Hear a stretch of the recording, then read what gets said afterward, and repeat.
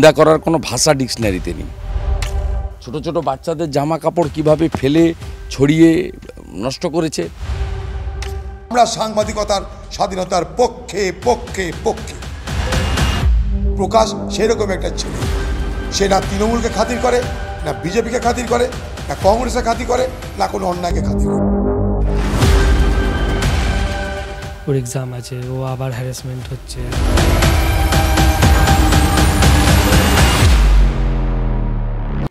Viewers, আপনাদেরকে দেখিয়েছিলাম আমরা যে প্রকাশ সিনহা, সাংবাদিক প্রকাশ সিনহার বাড়িতে শুভেন্দু অধিকারী গিয়েছিলেন গতকাল, পাশে থাকার বার্তা দিয়েছিলেন। আজকে অধীর রঞ্জন চৌধুরী সাংবাদিক সম্মেলন করে প্রকাশ সিনহার পাশে থাকার বার্তা দিয়েছেন, তার পাশাপাশি এই ঘটনাকে অত্যাচার বলে আখ্যা দিয়েছেন। কংগ্রেসের একটি টিম যায় তার বাড়িতে, তাদেরকে আশ্বস্ত করেন যে পাশে আছেন তারা।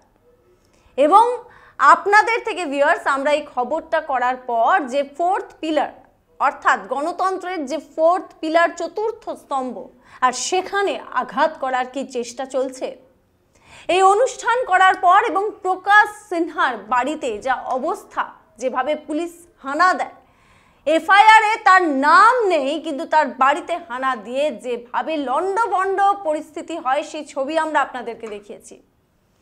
তারপরে সংবাদ মাধ্যমের পাশে আপনারা থেকেছেন এবং আপনাদের কাছ থেকে প্রচুর ডিজিটাল খবরিলালের কাছে প্রচুর ফোন এসেছে, প্রচুর মেসেজ এসেছে, আপনাদের বার্তা আমাদের কাছে বিভিন্ন মাধ্যমে এসে পৌঁছেছে। এবং আপনারা ভিউয়ার্স অনেকেই জানতে চেয়েছেন যে এখন পরিবার কেমন আছে। সেই কারণে আজকে ডিজিটাল খবরিলালে এই অনুষ্ঠান আমরা করছি, এই প্রতিবেদন আমরা করছি, কেমন আছেন প্রকাশ সিনহার পরিবার এই মুহূর্তে আপনাদেরকে দেখাবো। আজকে সকালেও কিন্তু ফের পুলিশ যায় প্রকাশ সিনহার বাড়িতে, আপনারা সেই ছবি দেখতে পাচ্ছেন। তবে বাড়ির ভেতরে না ঢুকে বাড়ির চারিপাশটা ঘুরে দেখেন, মাপ ছোপ নেওয়া হয়, সমস্ত কিছু করা হয়। তবে তাতে করে খুব স্বাভাবিকভাবে আবারও পরিবারের সদস্যরা রীতিমতো চিন্তায় পড়ে যায়, কারণ এই ছবি দেখে তাদের গতকালের সেই বিভীষিকা যেন মনে পড়ে যাচ্ছে। বাড়িতে 12th বোর্ড দিচ্ছে প্রকাশ সিনহার মেয়ে, সে উপস্থিত ছিল, পড়াশোনা করছিল, এবং আজকে আবারও পুলিশদেরকে বাড়ির চারিপাশে দেখে যথেষ্ট ভয় পেয়ে যায়। পড়াশোনা রীতিমতো বন্ধ করে মায়ের পাশে চুপ করে গিয়ে বসে থাকে। খুব স্বাভাবিক, এইটুকু বাচ্চার মনে ঠিক কী প্রভাব পড়ছে সেটা আমরা বুঝতে পারছি, মানবিক দিকটা ভাবতেই হবে। ভিউয়ার্স, আপনাদেরকে একবার দেখাবো যে গতকাল কিভাবে পুলিশ কর্তারা ঢুকেছিলেন এই বাড়িতে, যেন মনে হচ্ছিল শাহজাহানের বাড়িতে ঢুকেছেন। একজন সাংবাদিকের বাড়িতে যে পুলিশের হানা এইভাবে, আর তাও আবার এমন একজনের বিরুদ্ধে অভিযোগ যেখানে কোনো অভিযোগই নেই, এফআইআর কপিতে কোনো নামই নেই, তাহলে কিসের ভিত্তিতে এই গোটা তল্লাশি? এটা এখন প্রশ্ন চিহ্নর মুখে একটা বড় সড়ো। তার কারণ এফআইআর কপিতে যদি নাম না থাকে তাহলে গোটা অভিযোগের মানেটা কি, এই প্রশ্ন উঠছে। তবে এর পাশাপাশি যেটা আপনাদেরকে বলে রাখবো যে কালকের পরিস্থিতি আমরা আপনাদেরকে দেখিয়েছিলাম, কি অবস্থায় মন ভেঙে গিয়েছিল গোটা পরিবারের। আজকে তারা কেমন আছেন তাদের মুখ থেকে আপনাদেরকে শোনাই। আজকে পরিস্থিতি ছিল কি, আবার এসছিলেন থানা থেকে লোক এসছিলেন, কিন্তু আমাদের বাড়িতে আসেননি, বাড়ি থেকে এসছেন, সার্চ করলেন, ছবি বিল্ডিংয়ের ছবি তুলে নিয়ে গেলেন, কাছাকাছি ছবি যত ছিল নিলেন, আবার পিছন থেকে রাউন্ড আপ করে ঘুরলেন, ঘুরে টুরে আবার চলে গেলেন। প্রায় 15 থেকে 20 লোক ছিল, পুলিশ অফিসার ছিলেন। হ্যাঁ, কালকে আবার সামনে চলে এসেছিল। আমরা তো একটু ভয় পেয়ে যাচ্ছি, কথার মধ্যে পুলিশ চলে আসলে কি করবে, ভয়।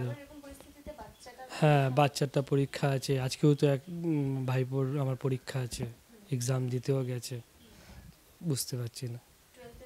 হ্যাঁ, 12-এর বোর্ড আছে, সোমবারে ওর ফিজিক্সে এক্সাম আছে, সিবিএসই ওর এক্সাম আছে, ও আবার হ্যারাসমেন্ট হচ্ছে, মেন্টালি ডিস্টার্ব হচ্ছে, এসব হচ্ছে। হ্যাঁ, পুলিশ হ্যাঁ সব ভয় পেয়ে যায়, মেন্টালি ডিস্টার্বও হচ্ছে, হ্যারাসমেন্টও হচ্ছে, সব কিছু তো হচ্ছে, একটা তো হচ্ছে না, পড়াশোনার মধ্যে অসুবিধা হচ্ছে, পড়তে পারছে না। রীতিমতো বাড়িতে একেবারে থমথমে একটা অবস্থা। তার কারণ গতকাল যে ছবি তাদের সামনে উঠে এসেছে, যেভাবে সাংবাদিকতা করতে গিয়ে কণ্ঠরোধের চেষ্টার জন্য পরিবারের সদস্যদের ওপর এই ধরনের ঘটনা সামনে চলে আসে, তখন সেই পরিবারের কি অবস্থা হয় সেটা আমরা সকলেই বুঝতে পারছি। ঠিক একই পরিস্থিতির মধ্যে এই মুহূর্তে প্রকাশ সিনহার পরিবারও রয়েছে।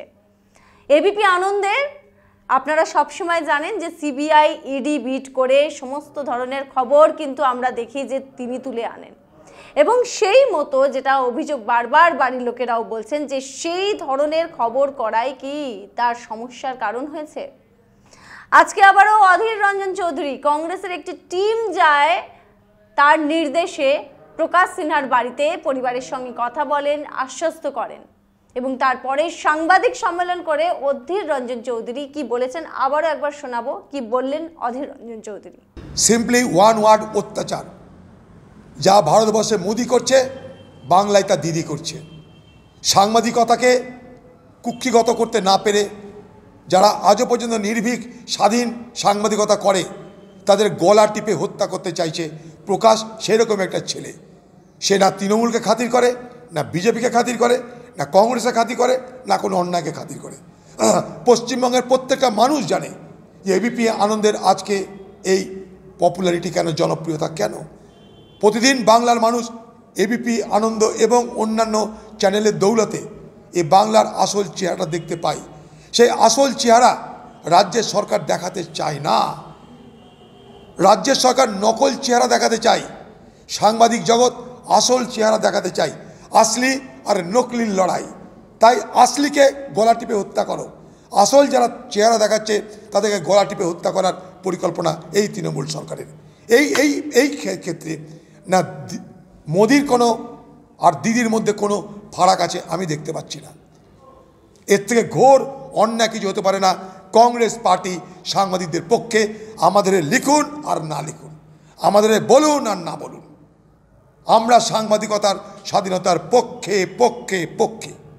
আজকের এই প্রতিবেদনটা একেবারে ভিউয়ার্স আপনাদের কথা ভেবে জেনে, যেভাবে আপনারা আমাদের সঙ্গে যোগাযোগ করেছেন এবং আপনারা বারবার বলেছেন যে পরিবার কেমন আছে আপনারা জানতে চান, কেমন আছে, কি পরিস্থিতিতে আছে, বাচ্চা মেয়েটি যে পরীক্ষার্থী সে কেমন আছে, সেই উদ্দেশ্যে আজকের এই ভিডিওটা করা। তবে সংবাদ মাধ্যমের ওপর এই যে কণ্ঠরোধ করার চেষ্টা ক্রমশ বেড়েই যাচ্ছে, এই গোটা বিষয় নিয়ে যেভাবে তোলপাড় এখন রাজ্য রাজনীতিও, নির্বাচনের আগে যেভাবে কণ্ঠরোধের চেষ্টা করা হচ্ছে একের পর এক ঘটনা, সেটা গণতন্ত্রের জন্য কতটা স্বাস্থ্যকর সে প্রশ্নই থেকে যায়। আপনারা সে প্রশ্নের উত্তর দিন, আমাদেরকে কমেন্ট করে আপনাদের কি মতামত সেটা অবশ্যই আমাদেরকে জানাবেন। আপনাদের কমেন্টের অপেক্ষায় থাকবো। দেখতে থাকবেন ডিজিটাল খবরিলাল। আর হ্যাঁ, যদি এখনো পর্যন্ত সাবস্ক্রাইব না করে থাকেন সাবস্ক্রাইব করে নিন আর আমাদের সঙ্গে যুক্ত থাকুন। ডিজিটাল খবরিলাল দেখতে থাকুন, খবর আপনাদের, নজর আমাদের।